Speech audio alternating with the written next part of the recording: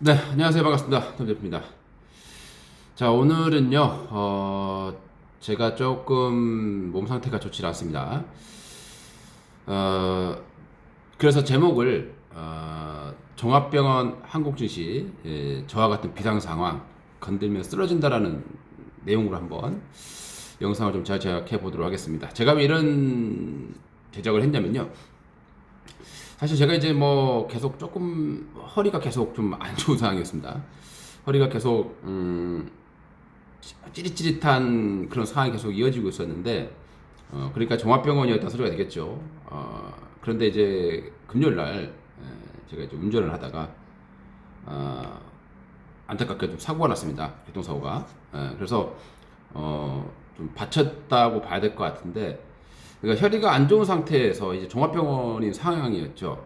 이 상황에서 이제 충격을 가하니까 이게 앉아있기도 힘들 정도의 상황이 됐습니다. 그럼에도 불구하고 나온 이제 제가 오늘 특강이 어쩔 수 없이 해야 되는 특강이 있어서 잠깐 외출을 하고 나왔는데요. 왜 이런 얘기를 또 하냐면요. 지금 자세가 좀 좋지는 않습니다. 자, 일단 국내 증시 같은 경우도 이런 좀 저와 비슷한 그런 상황인 것 같아요. 지금 종합병원 같은 상황입니다. 뭐 여러분도 아시다시피 수익 내는 게 거의 사실상 거의 어려운 그런 시기죠. 종목들이 가지도 못하고 빠질 때는 크게 빠지는 어떤 그런 모습들을 좀 만들어내고 있습니다. 지금 한국 측의 상황을 보게 되면 일단 뭐 예탁금 부분을 보겠습니다. 뭐 추가적으로 늘지를 못하고 있는 상황이에요.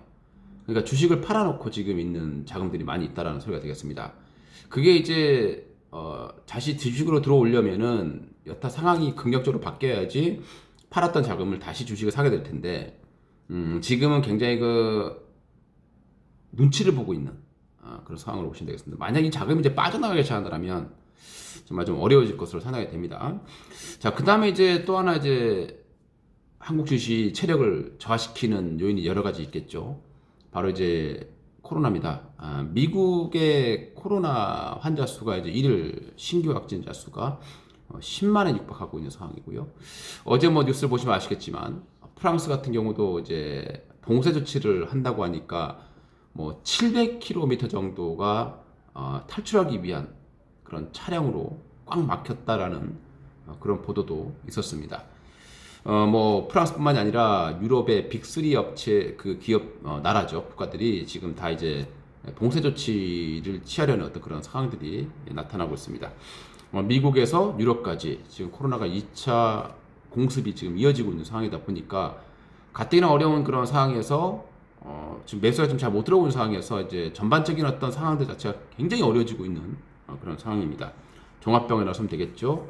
계속 그 우리 몸으로 비교해 본다면은 어떤 안 좋은 어떤 병균이라든가 안 좋은 상태의 어떤 충격이 계속 가해지고 있는 거로 보시면 될 것 같습니다. 자, 그 다음에 또 무서운 거 하나 중에 이제 신용이에요. 지금 최근에 이제 2030 세대들이 주식을 매수한 것들이 대부분 이제 신용을 많이 썼다라고 보시면 되겠습니다. 최근 들어서 그 신용의 연체율이 늘어나고 있다라는 얘기들이 나오고 있고요. 그 다음에 이제 반대 매매가 나가는 횟수도 점차 늘어나고 있는 상황입니다. 어떻게 보면 지금 코스닥 지수를 보시게 되면 하락폭이 아주 크진 않아요. 크진 않습니다. 뭐 올해 3월과 비교해 본다라면은 뭐 무서울 정도는 아닌데 계속 지금 이 피로가 누적돼 있고 뭔가가 좀 계속 때리고 있는 그런 상황이라고 보시면 될 것 같습니다. 신용이라고 하는 부분들은 반대 매매가 어느 가격 내 담보 비율을 초과했을 때 그런 하락이 나왔을 때 자동으로 반대 매매를 동시 효과에 내는 겁니다. 그렇기 때문에 시장이 빠지면 빠질수록 반대 매매는 늘어날 수밖에 없다라고 보시면 되겠고요. 그래서 이런 어떤 풍전등화 같은 어떤 상황입니다. 저와 비슷한. 그리고 이제 미국의 대선이 있잖아요. 미국 대선. 지금 바이든이 전반적으로 우세하게 나오고 있습니다. 하지만 최근에 이제 경합주 같은 경우는 이 격차가 좀 줄어들고 있는 모습이 나타나고 있어서 그만큼 이제 불확실성이 커진다라고 보시면 될 것 같고요. 만약에 바이든이 승리를 한다고 하더라도 또 불확실성이 될 수 있는 게 뭐냐면 트럼프가 불복을 했을 경우입니다. 예전에 이제 조지 부시 때 이제 부시 그 정권 때 그때 한번 비슷한 현상이 있었단 말이죠.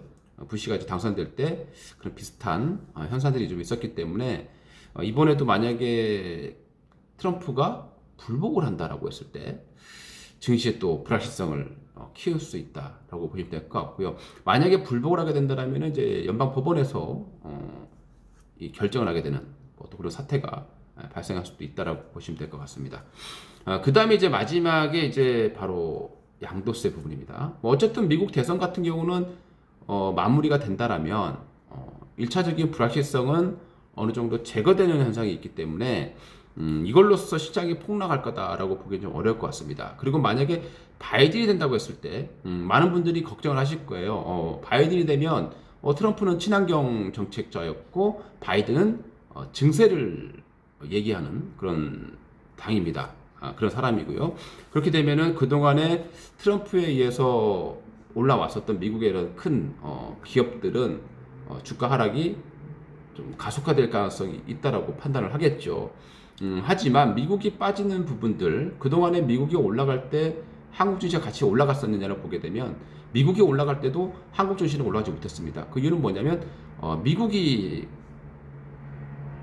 기업들이 하기가 굉장히 좋았었고요. 배경도 좋았었고 여러 가지가 다 좋았습니다.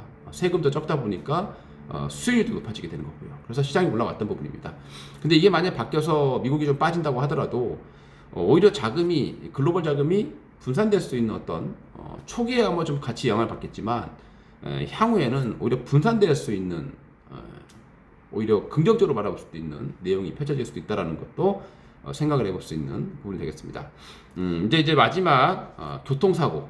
저도 이제 허리가 안 좋다가 이 다치게 되면서 완전히 지금 허리가 틀어져 있는 상황이 됐습니다. 그래서 병원에 입원할 수밖에 없게 됐는데 우리나라 증시도 지금 종합병원 상태 됐죠. 지금 긍정적인 부분들이 거의 없습니다. 최근에 삼성하고 현대차 같은 경우 실적이 조금 좋았다는 부분들, 요거는 그래도 어느 정도 긍정적으로 바라볼 수 있는 부분이지만 그것을 제외하고 났을 때는 전반적인 배경들이 증시에 굉장히 비우호적이다라고 판단할 수 있겠죠. 계속 이 몸 상태가 안 좋아지는 펀더멘탈이 계속 훼손되어 가고 있는 그런 상황이다라고 보시면 될 것 같습니다. 이제 여기서 이제 저처럼 건들면 쓰러지는 상황이 될 것인지 그 건드는 가장 결정타가 뭐가 되겠습니까? 바로 양도세가 되겠죠. 이제 양도세가 아직 뭐 결정은 나지 않았습니다. 근데 아직까지도 정부나 뭐 기재부 같은 경우는 3억을 고수하고 있는 상황이에요. 양도세 대주주 기준을 3억으로 가겠다. 근데 여당 같은 경우도 그렇고 야당도 그렇고 일단은 3억 유예를 2년 동안 하겠다라고 좀 얘기하고 있는 상황입니다. 그래서 당정 협의가 나와야 되는데 이게 이제 빠르면 내일 정도에 나올 수도 있고요. 이번 주 안에 증시 변동성을 좀 키울 수 있는 내용이 될 것 같습니다. 근데 이제 뭐 쉽게 얘기해서 협의라고 하는 게 뭡니까? 보통 가운데 맞추잖아요. 그래서 얘네들이 뭐 한 발씩 물러서면서 5억으로 했다. 그러면 이건 결정탑니다. 그 5억조차도 전혀 시장을 막아낼 수는 없는 거죠. 그러니까 지금은 건들며 쓰러지는 이런 아주 저 같은 상황인데 제발 이 상황을 좀 알고 정부에서도 결정타를 날리지 않기를 간절히 빌겠고요. 우리 투자자분들 만약에 양도세를 계속 고집을 한다 3억을 그러면 일단은 피하는 게 상책이다 라고 말씀드려보고 싶고요. 아니면 뭐 인버스를 뭐 하시든가 좀 피난을 가시든가 하는 게 가장 좋은 방법인 것 같습니다. 어쨌든 이번 주에 그런 결말이 날 가능성이 높다고 생각이 듭니다. 그리고 지금 코스닥 지수를 보시게 되면 얼마 전에 헤드앤숄드가 나왔다고 제가 말씀을 드렸죠. 그리고 완성이 된 상태예요. 거래량이 수반되지 않았던 거 뺀다라면 완성이 된 상태고 완성되고 나서 기술적 반등까지 나왔단 말이에요. 여기에서 다시 치고 올라가냐. 사실 지금 현재 상황에서 양도세를 유예한다고 해도 갑작스러운 급등이 나오기 쉽지는 않아요. 왜냐하면 지금 미국도 그렇고 유럽도 그렇고 코로나가 굉장히 심각해지는 그런 상황이 있는 거고요. 근데 이제 여기서 결정타가 맞을 거냐 아니면 최소한의 안전판을 마련하면서 버티다가 향후에 조금 미국 대선이 끝나고 코로나가 좀 많이 확산되고 나서 다시 뭐 조금 이제 다 번지고 났을 때 조금 좀 완화된다라면 시장은 다시 올라갈 수 있겠지만 그렇지 않고 여기서 결정타 저처럼 만약에 이미 허리가 안 좋은 상황에서 계속 있었는데 결정타를 날리면서 완전히 무너지느냐 아주 중요한 어떤 상황이 이번 주에 좀 발생할 것 같으니까요. 투자자분들 항상 주식은 예측보다는 대응을 잘 하셔야 됩니다. 내가 얘네들 분석해 보니까 10억 유예할 것 같아, 3억은 유예할 것 같아. 이건 베팅이죠. 그리고 만약에 3억 유예를 안 하고 그대로 3억을 그대로 가면서 할 것 같아. 그래서 인버스를 매매를 했어. 이것도 예측이고 베팅입니다. 그러니까 내가 어떤 방향을 설정했을 때 거기에서 내 생각과 다르게 움직였을 때는 빠르게 대응을 하셔야 됩니다.